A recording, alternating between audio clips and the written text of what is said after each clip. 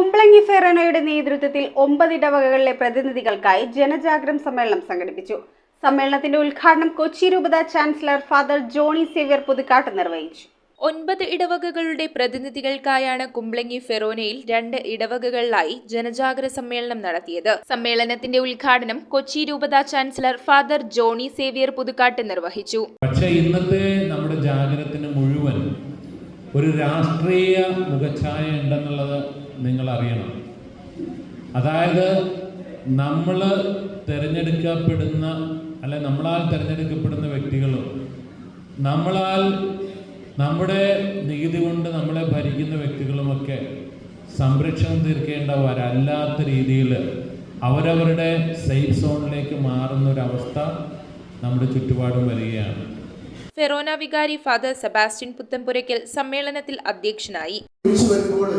അവിടെ ഞാൻ ആരാണെന്ന് അറിയാൻ പറ്റില്ല എന്ന് പള്ളിയിൽ ഇതിനെക്കുറിച്ച് പറയുകയാണ്. നാം ആരാണെന്ന് അറിയാനും സഭയെ ഇന്ന് ബാധിക്കുന്ന പ്രശ്നങ്ങൾ എന്താണെന്ന് നമുക്കൊന്ന് തിരിച്ചറിയാനായിട്ട് ഒരുപക്ഷെ ഈ ജനജാഗരണം സഹായിക്കുന്നതാണ്. ഫാദർ ആന്റണി കുഴിവേലിൽ, സോണി പവേലിൽ, ശരത് ബാവക്കാട്, സാബു എന്നിവർ ക്ലാസുകൾക്ക് നേതൃത്വം നൽകി. വില്യം പനയ്ക്കൽ, ലാലു മൂലംകുഴി, ഷൈനി ബോണിഫസ് എന്നിവർ ആശംസകൾ അർപ്പിച്ച് സംസാരിച്ചു.